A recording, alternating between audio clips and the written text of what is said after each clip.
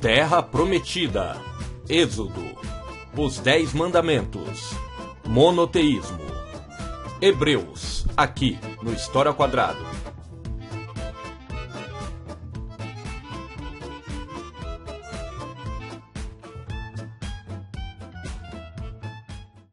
E o tema do vídeo é o povo hebreu. Os hebreus aqui, vou fazer a referência à Estrela de Davi, uma importante parte da história do povo hebreu. Dentre as principais características dessa população, primeiro, a sua localização ali no chamado Crescente Fértil, território conhecido por eles como Canaã ou a Terra Prometida, bem próximo ali ao mar Mediterrâneo. Quanto ao governo, se constituíram principalmente como uma monarquia, ou seja, você tem um rei, um poder centralizado, mas que foi baseado na união das 12 tribos de Israel. Essas 12 tribos que tinha enquanto característica também um poder patriarcal, sempre fundado nos homens mais velhos e sábios de cada uma das tribos. E a principal característica, sem dúvida, é o monoteísmo. Então, é a primeira população da antiguidade monoteísta. Vamos falar um pouquinho sobre a história dos hebreus. Eles que têm a sua origem ali em Canaã, a chamada Terra Prometida, bem pertinho, bem entre os mesopotâmicos e os egípcios. No entanto, esta terra prometida muito fértil vai passar por um período de seca, um período bastante difícil em que chegará a fome até os moradores de Canaã. Justamente por isso há um processo migratório. Os hebreus acabam seguindo para o Egito Antigo, que passava por uma situação boa em relação à alimentação e estava sob o domínio dos povos Hyksos.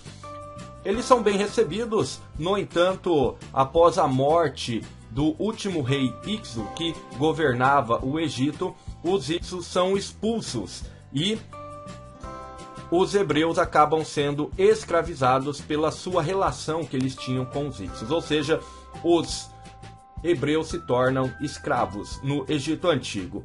Após mais de 200 anos de escravidão, os egípcios acabam conseguindo fugir. Então nós temos aí o episódio da fuga do Egito pelos hebreus, que fica conhecido como Êxodo, ou seja, se libertando da escravidão no Egito.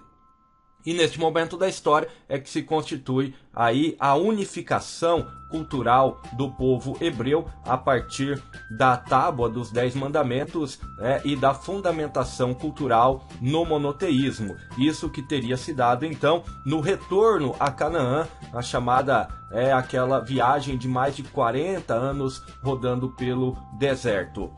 Até que eles chegam então em Canaã, na sua terra prometida. No entanto, quando eles chegam, essa terra está ocupada pelos filisteus.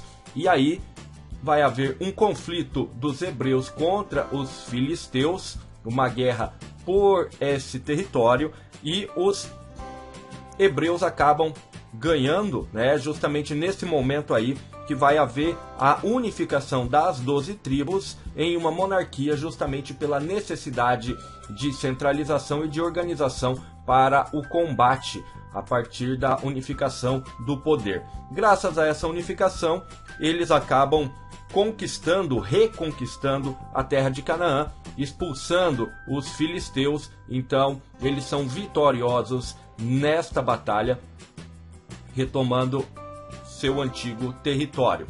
E é neste momento aí que vai se dar a construção do Templo de Salomão. Lembrando que Salomão foi um dos reis hebreus, Também tivemos Saulo e Davi. A construção do Templo de Salomão, que é um dos referenciais da cultura hebraica, sem dúvida, até que a morte do rei Salomão, o último grande rei que manteve este território unificado. Salomão morre e ele vai ter, a partir daí, o território em disputa. Vai haver disputas internas dentro do território hebreu, o que vai por si criar aí o cisma, né? Então nós vamos fazer aqui as disputas internas entre o povo hebreu, e aí dando origem ao cisma, que é a divisão do território hebreu, do território de Canaã, em dois grandes estados, né? O estado judeu, o estado de Judá, e o de Israel.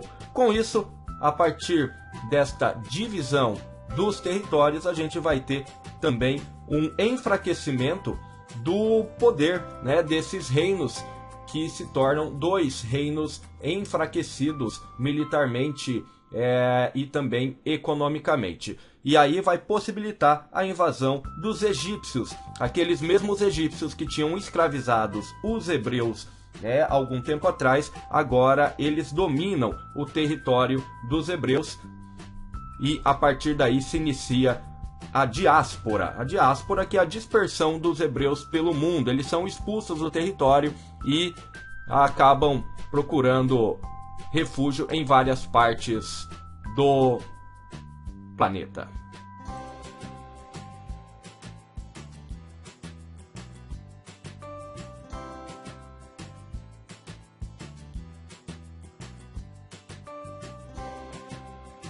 E aí, gostou do vídeo? Então deixe o seu like, aproveita e se inscreva. E ative as notificações para não perder nenhum dos próximos. Acesse esse e outros materiais no meu site, historiaoquadrado.com.